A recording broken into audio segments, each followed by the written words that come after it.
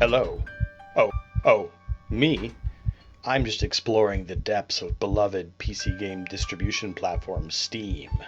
We've got slop, we've got asset flips, we've got some weird stuff, we have some lovingly handcrafted hidden gems that are just not presented very well, and oh, what's this? Troubling insights into that which you, an indie game developer, fear above all else? Imagine you release a game and nobody cares. Wait, don't leave. I've got a point. Come over here closer. Look into my eyes. Let's talk numbers. Player count per game, hours per game, profit from game, they all look a lot like this, with the most popular games up here accounting for the vast majority of players. There's a few hundred games up here, but then a really rapid descent through middling success games into a long tail of games played by statistically nobody. It's actually kind of impossible to show an accurate chart here. Because the difference between the most popular games and the least popular games is just so big.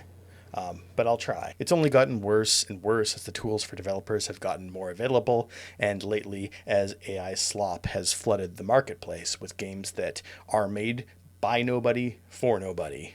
We're going to talk about Steam here, but the same probably holds true for most other platforms, depending on the degree of moderation. There are 130,000 games on Steam right now. About 1,500 or so are added every month. But at any given time, only the most popular few thousand games have any appreciable number of players using them. And by the time you get to about the 7,000th popular game, you're down to 1 or 2 or even 0 players, meaning that there are probably about 95% of games on Steam that at any given time are just not being played at all. Those aren't great odds.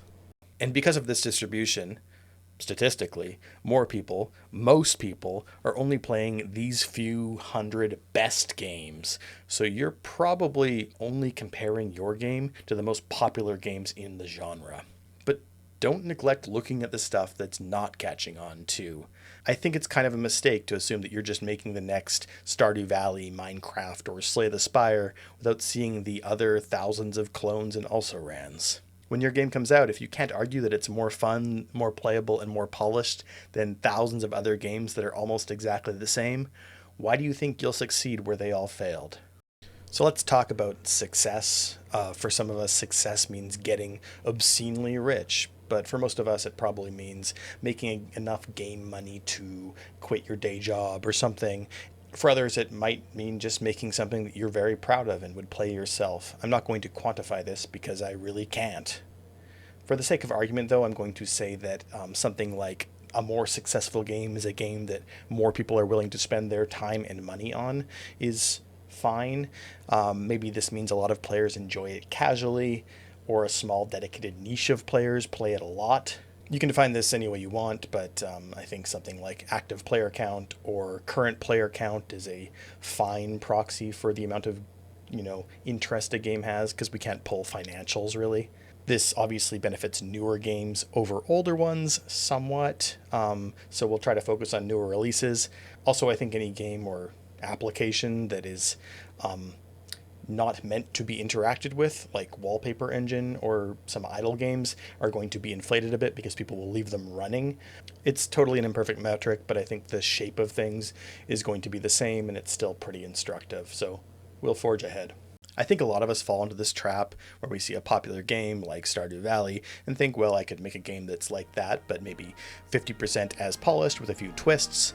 Maybe instead of a generic anime village, we are setting it in 1980s Yugoslavia. We don't have fishing, we have a deep yogurt crafting system. And if it's 50% as polished as Stardew Valley, well, surely we'll be able to get 50% of the audience. We could imagine that as being about 50% different on this axis, the y-axis, that represents players or interest or amount of money. They're all related, so whatever. But what's much more likely is you'll end up at 50% on this axis which represents all Stardew Valley clones. There's hundreds of them. And at 50% of it, you're landing well within the territory of approximately nobody playing your game, or at least very few people. This isn't scientific, of course, and I don't have enough data about your specifics to make any claims, but I want you to think about this. But what you actually have to do to get a middling success on Steam is to release a game that is better than maybe 98% of everything else out there. Can you do that? I believe in you, but I'm your dad and I have to believe in you. What we really need is a objective perspective on the games we're making, and we really can't have that because we're just too close to them. We already know the intended experience because we made up the intended experience, and we tend to overlook the rough edges because we understand that intention. But do you know who won't understand your intention? Anybody else who's not related to you. You could hire playtesters, but that's pretty expensive and you're an only child. But do you know what's cheap and easy? Standing in smug judgment of other people's games. So this is a little exercise that might be helpful, or maybe not, I don't know. It isn't going to help you make a better game or even make a good game in general, but I think it might help you understand why a player with similar tastes to you might be drawn to your Steam page and enjoy their first taste, their first 10 minutes of the game. And it might give you a little bit of perspective on how your game needs to present itself in order to stand out in this marketplace. Especially to players who are coming in cold, who've never heard of your game, right? So let's open up steamdb.com or the Steam app on your computer, and let's have a look at what games are out there that aren't getting noticed. So what do we have here? We've got some porn, AI slop, more porn. So it might be good to add some negative keywords here to start with. I'm going to block nudity just because I don't want to get demonetized here, and also there's just so many low quality Gooner games. And second, let's limit your investigation to tags related to the type of game that you're interested in making. So if you're making an RPG, use the RPG tag. If you're making a card game, card games are a tag. If you're making a platformer, good luck.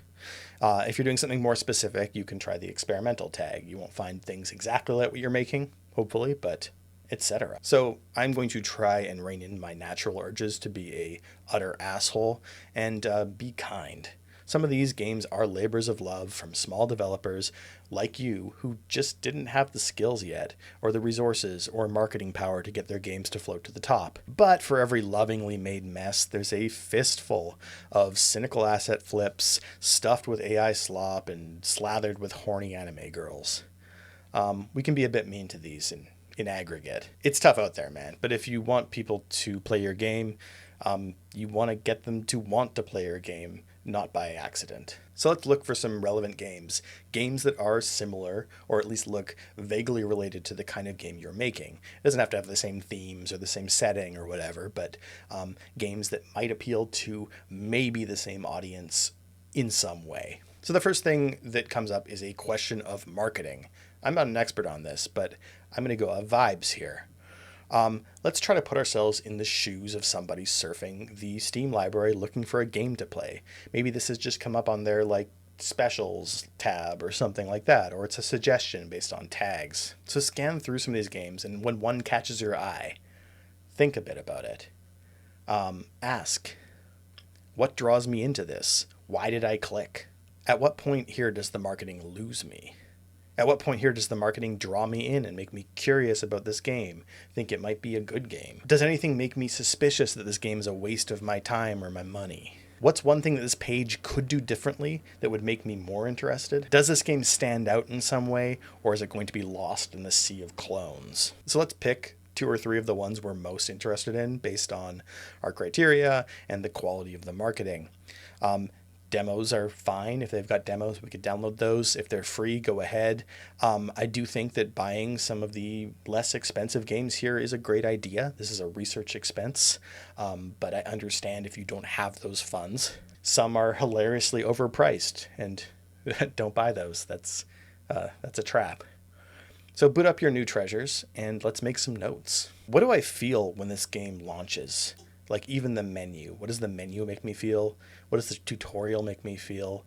How am I being drawn into this world? At exactly what point are you suspicious that this game might be wasting your time or your money?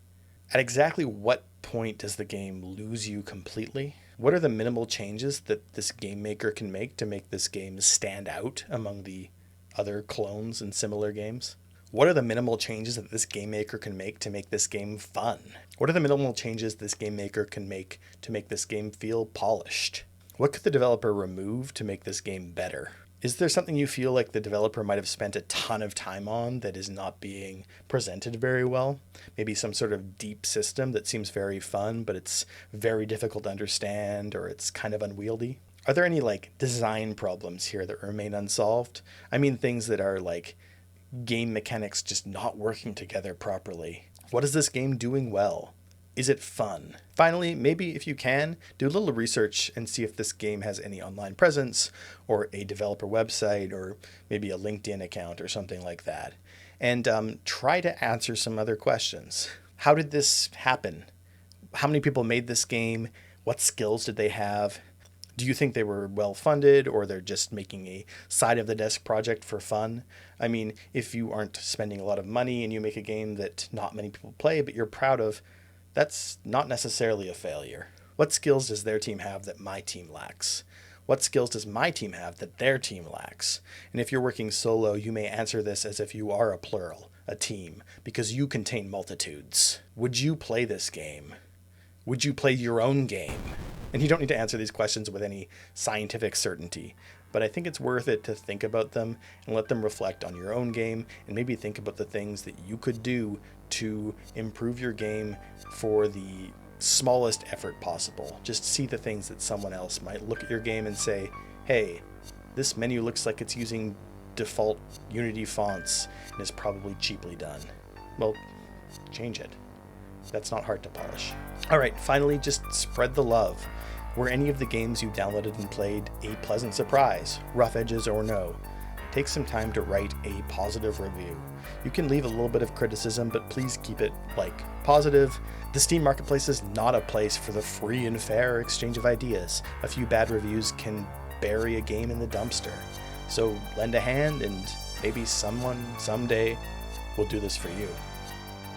Well, it's dirty work, but I knew that you'd understand. Thank you.